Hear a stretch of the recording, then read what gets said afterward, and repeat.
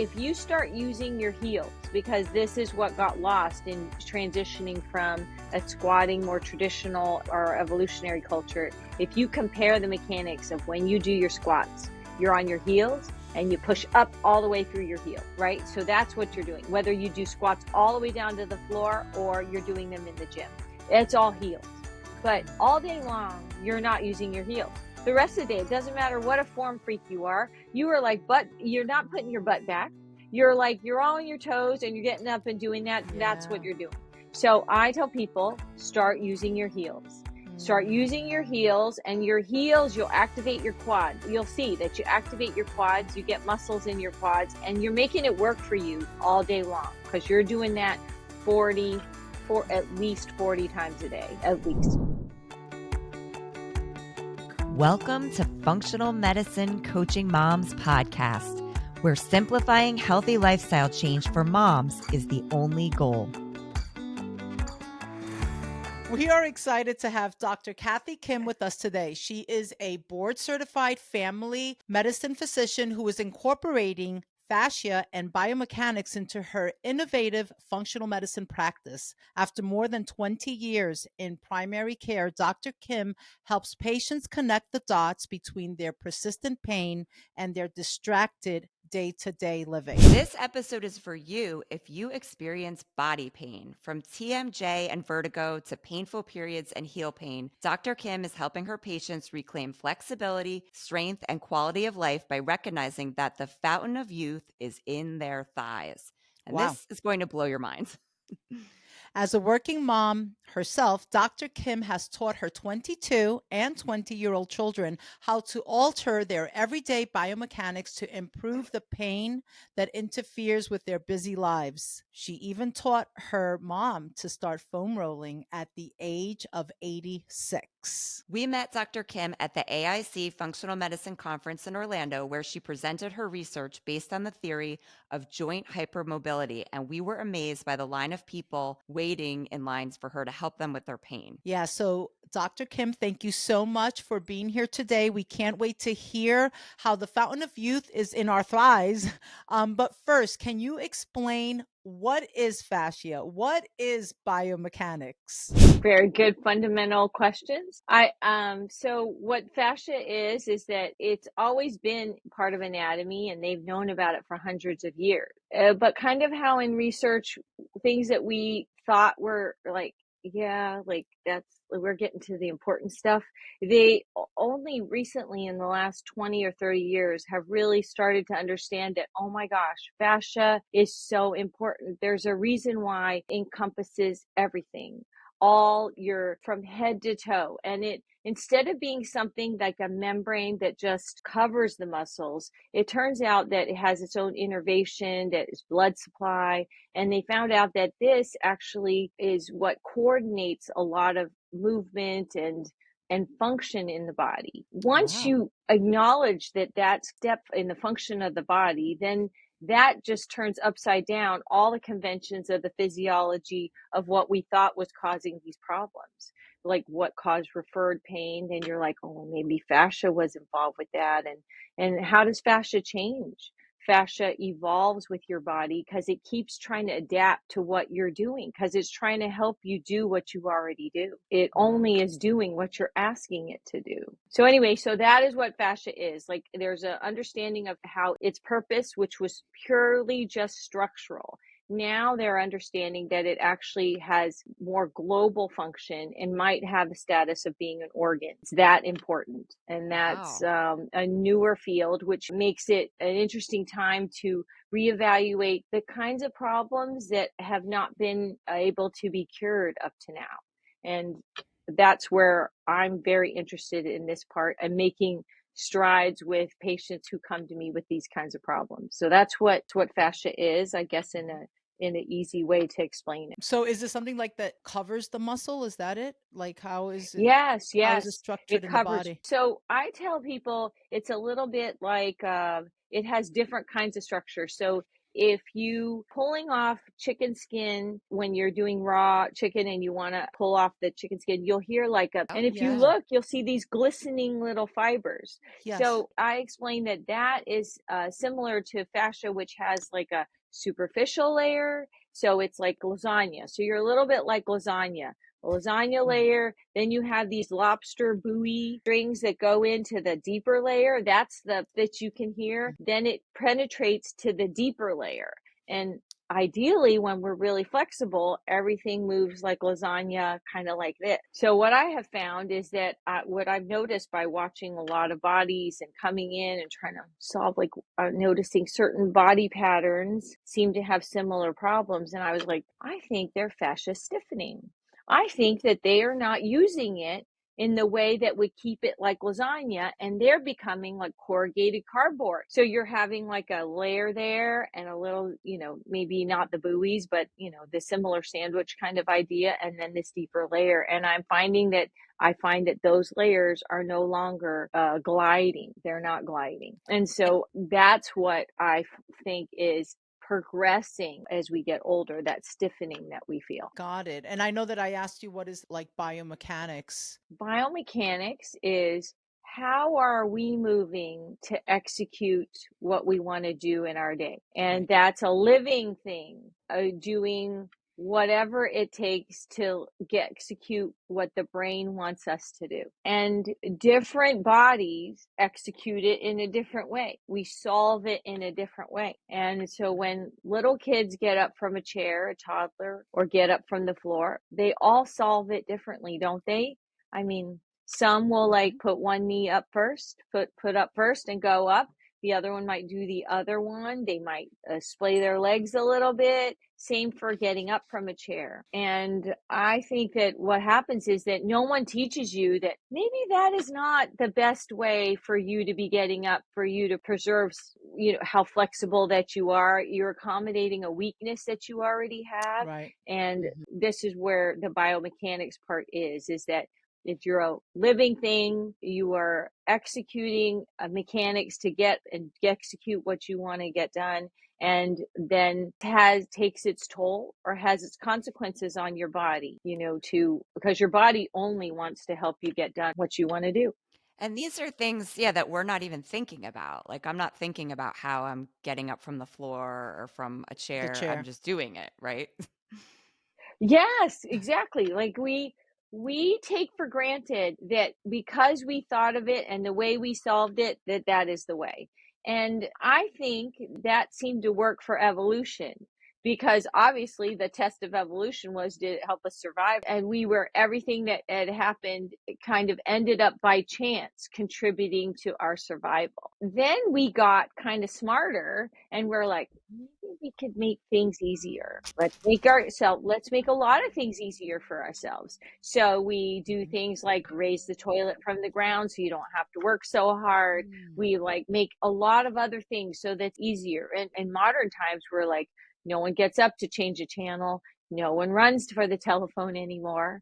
No one gets out of Good their point. car to open the garage. And it's now getting to the point where no one has to really turn their neck really far to look for backing up. I mean, right? Yeah. It's Right. really becoming, and if you will look at your own clothing and look at what happens when you turn your neck to look. Well, but it's really interesting that when you watch people back up now, they look up and they look in their camera. They don't really turn, and all of that is coming. If you watch their torso, they have to be able to have enough flexibility in their torso to turn around all the way to their neck. Yes, yes. And the thing is that, sometimes because you're not doing it, you don't even realize that you're at the point where you could barely do it. Like, right? True. Until Good like something point. happens and you're Yeah. like, oh my gosh, I can't turn my neck. What the hell happened? Absolutely. Like I will have patients and I'll say, well, now try to turn their neck, and they will not turn their neck. They will turn other parts. So they're now, tell people, you're borrowing from Peter to pay Paul. And they don't even Wow. know they're borrowing from Peter to pay Paul. And so a classic example is when people strain their back. They're like, I could do everything. They strain their back when? when they're squatting. So they're usually squatting bent over, which stretches and like kind of maxes out everything. And then they have to do a twisting motion. So if you take like a sports analogy, I say, guess what? You have been living in zone defense, which is kind of like a borrow from Peter to pay Paul situation.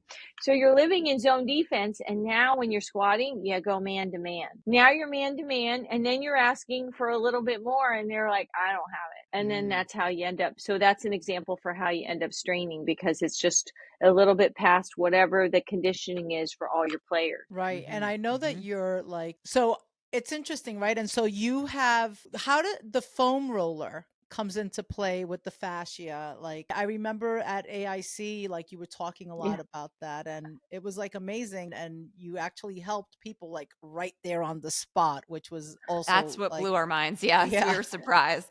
All yeah. these people were at this conference. They were in all this pain, whether it was back pain, neck pain, everyone had something going on, and you were And helping them. yeah, it was like amazing. You know what is that in the beginning when I was doing this work, I would look and see, because when you're a mom, you're already a problem solver. You're Yes. already like, kids are coming. So Totally. we're already, and we kind of get better, and we kind of, our detective work gets better as we get older, because we get trained. When you were saying, when you go to the doctor, Kristen, that for your child, and you're like, yeah, it's not my first child, so I already know what I'm looking for. And it's like, that's not helping. I thought I've accounted for everything. So what started to happen is that you see the pattern. And what I started to notice is that the people who had it the worst, or who had these constellation of symptoms, often they had TMJ, and they would also have heel pain, or they might have painful periods. And I started to watch and look at their clothes. Their clothes were very revealing, like, because the seams on their clothes and the patterns on the clothes would kind of show what was going on. And so you kind of would put it all together. And I noticed that they would stand up and push their knees back. If you look at them from the side, that is not a setup biomechanically that would like help you combat the physics of gravity very well, right? When we made forts and tents when we were kids, we would like tape stuff up to the wall, or you might any things that you would learn through doing, and you'd be like, tape doesn't seem to hold up this, gravity's just still pulling down my sheet, like stuff Exactly. I like that, remember. right? So you're learning these things. So I would notice that the further back their knee went, the more they seemed to do other things to make themselves straight. And so I thought, well, how could you possibly have the rest of everything work okay when that thing is so out of whack? So that starts you on the road of like, well, what if we try this? And when you look at the research in 2020, when the AIC conference was canceled and had to be moved online, they had a lecture on quality of gait, and how they were finding that gait quality was linked to mortality and illnesses, and Wow. could they detect those early enough to like try to change that? So when you look at the role of the thigh and the role of, in terms of muscle mass, what we use our bodies for, it kind of makes sense. This massive muscle group that we need to get up and sit down, and bipedal or mammals, that it might carry a lot of weight for everything else that's happened. For that reason, they started to several years ago, many years ago, that they would estimate your fall risk. So now we evaluate for fall risk for people who are older. And think about when someone is on a tightrope, and they're on a tightrope, and what do they need? They need a bar that's very flexible that will help them keep their balance. And the stiffer that everything is, the less able you are to Yes. recover, because as Yeah. soon as you're off. So by the time someone is falling, most people, by the time they're falling, they might already have shoulder problems because they have to outstretch their arm to catch them from falling. And then now they have a shoulder problem. So by the time they're falling, it seems a little bit, you're under the gun. It's a little bit late Yeah. to be trying to help Right. them. And I think that modern physical therapy and modern approaches is, they're falling, their legs are weak, let's strengthen them. Mm-hmm. Right? That's the thinking. But hey, let's do an experiment right now, for in terms of like trying to, an active thing to understand why maybe strengthening by itself might not be exactly what we need.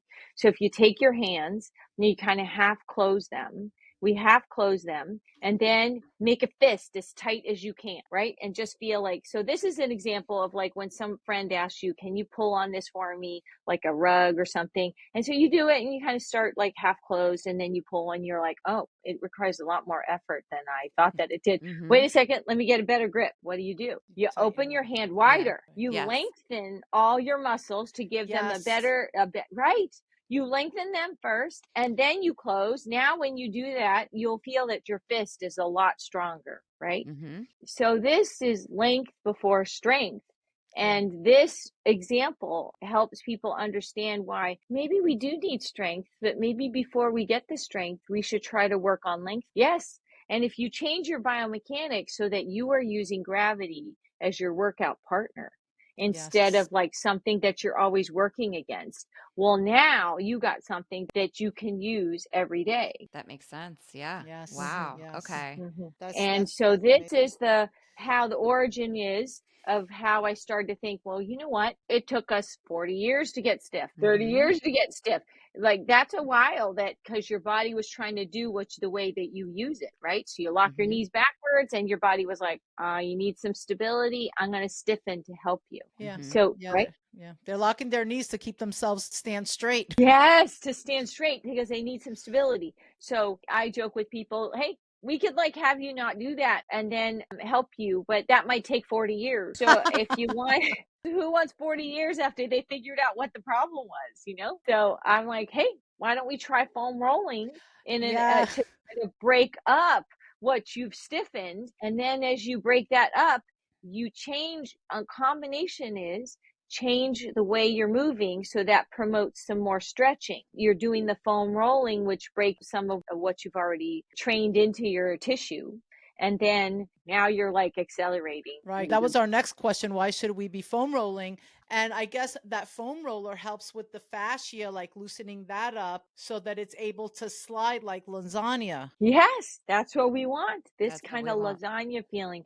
Yeah. So, and the way it intersects with functional medicine, the way we're helping people, is that it turns out that in newer research, there's an acid called hyaluronic acid, and they use that in beauty products now. Yeah. So if you want to know what's going on in scientific research, oh my God, just pay attention to women's skin products. Because as soon as it becomes something that they find makes things better, it goes into a skin product. Okay. So they found that hyaluronic acid is like a lubricating agent to help us with this sliding, gliding. But if you don't have enough regular mobility, there's not enough turnover in there. And it actually becomes more viscous, more stiffening. And then for your lifestyle coaching, for instance, the more inflammatory your food groups, guess what? That all the quality of that makes it more viscous and stick also. Okay. So even what we're eating matters. Yeah, eating what? Yeah. And hey, so when we're talking about we're root causing things, we're root causing at the level of like, what are you making your tissue do? Like what's the quality, right? And I've asked patients, I said, what's very interesting about us as human beings is that when we talk about our animals who are sick, and we talk about it with friends, or everybody's like, what are you feeding it? And when your plants aren't doing well, they're like, what fertilizer are you using? What's going on with your soil? Are you watering it on the good schedule? But we don't ask that. I mean, you and I are different because in functional medicine, but most people are like, well, what'd the doctor say and what'd they give you? Like no one is really thinking, like we treat ourselves different from the way we actually treat other living things around us that we're trying to perform and live better. Right. Yeah, that's a great point. It's so true. Yeah, totally. The doctor's like, what did they give you? Right. What medicine, that kind of thing. So if we did work on our thighs, okay, we start foam rolling, what will be like, how soon do you think we would see a benefit in our, overall pain throughout the body? Well, it's pretty fast, but I will, there's maybe what you call a caveat or additional piece of information I have to say is that what happens is that we lock our knees all day, and then that continues, and your body still gets the signal that you need me to be stiffening.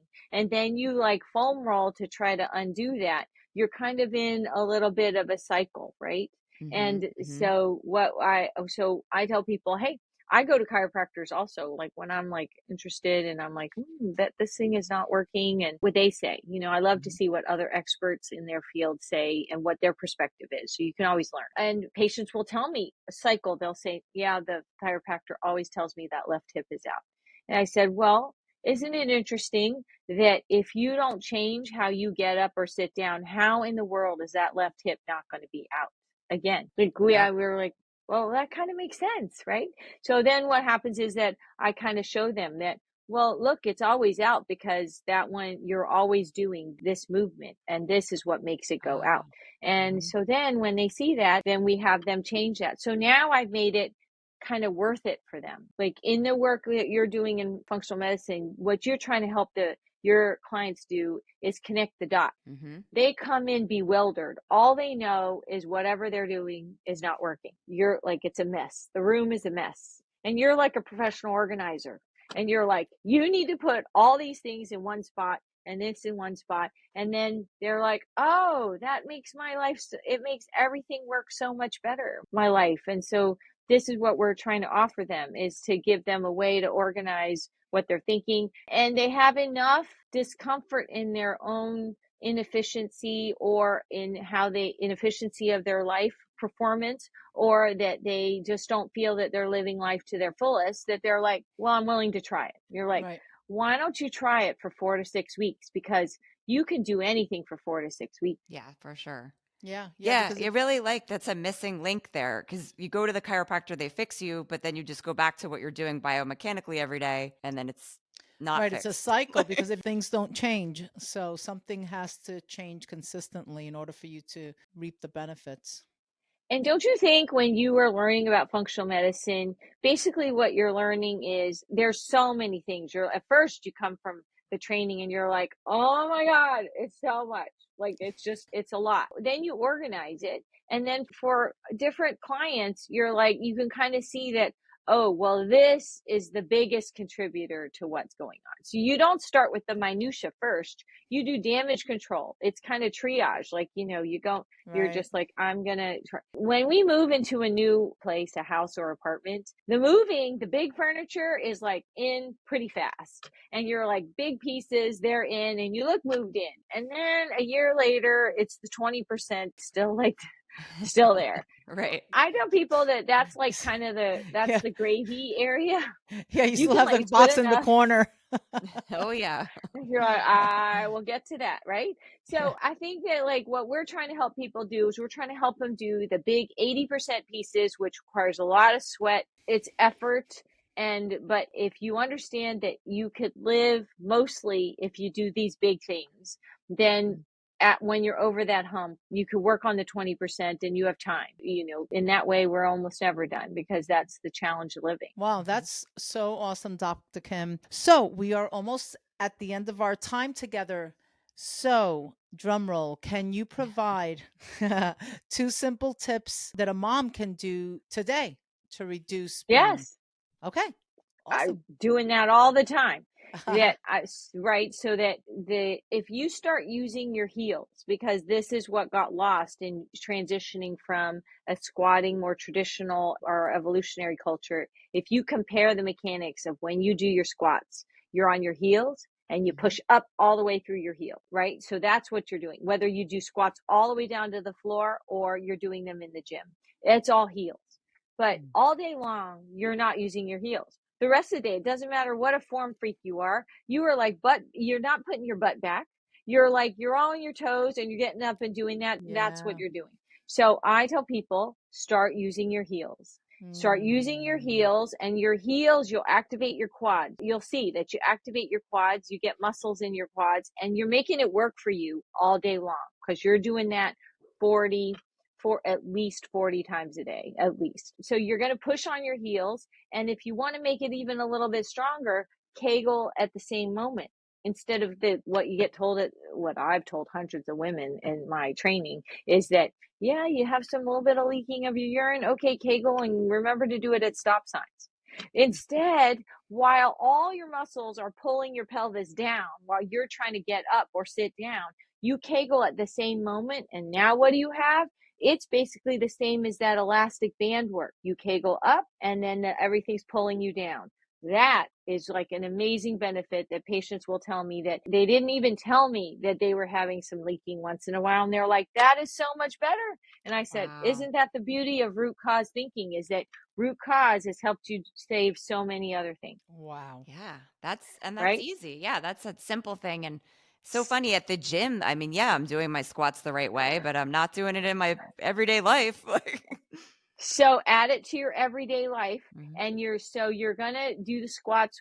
So think of, it's all heels. So just think about your heels, butt back. Think about your heels, Kegel. So that's a tip, and then Mhm. that's for helping it get more elastic. And then the other thing is when you're doing the dishes and stuff like that, and standing and waiting in line at the grocery store, don't lock your knees backwards, because Mhm. remember what I was saying about Mhm. when you said how what happens when we foam roll. I said, well, you kind of have to help what's making it stiff also. It kind of makes sense Mm. that you got to stop that also. So try not to lock your knees. Just be aware. What are you going to do? So you'll be in your heels for balance, kegel again. So it's heels and kegel, whether for the sitting transition or for the standing. And I have patients who tell me just by doing that, like a day, 7 hours standing, their back didn't hurt at the end of the day, Wow. So it's like because you Amazing. so it's like Kegel, like upon execution, like upon yeah. exertion. Got it. Yes, that's right. Which in yoga is called mula bandha, which is like you're using the Mm. bottom of your pelvic floor to help you support movements even for yoga postures. Yeah. So somehow the yogis knew what was what thousands of years ago. And now you're figuring it out with modern science. Right. And then I guess the other tip is go out and buy a foam roller. Yes. Yeah. Yeah. Yes, that is true. That because, well, only if you're interested in accelerating, right? If you want to accelerate what you've already accumulated. And then, so that's for people who are like, I want a little more. I will let people know. I try to let them know it hurts pretty bad. It's Yeah. the stiffer that it is. You might both have experienced it. So when you do it every day for 2 weeks, you at the 2 week mark, you break through the wall. And after that, it hurts, but it doesn't hurt as bad. So if you can just, I feel like in labor, if there was some way I would have known that it was going to last a certain amount of time, I would have been like, all right, I could like do it. But in 5 minutes, I was like, this is really bad. But you're like, That's get for me out sure. of here, Yeah. right? You're like, get me out of here. This could go on for 20 hours. And Yeah. so I like to give people a little, in general, what kind of window. So 2 weeks, and you're like, okay, 2 weeks, she said, I will stick it out for 2 weeks. Same as when we're doing these big lifestyle changes, you're like, could do that. Like it's an experiment. Just do things as an experiment, because if you don't go all in on the experiment, there's always a little nagging thing in the back that was like, well, it didn't work, but I didn't really commit. Right. Right. Yeah. I Yeah. was That foam makes rolling this sense. morning. Yeah. Yes, you said that. How long would you foam roll? That's my other question. Like how, like just as long as you can take it? Like, Yes, in the beginning, it's just as long as you can take it, because it mhm. hurts that bad.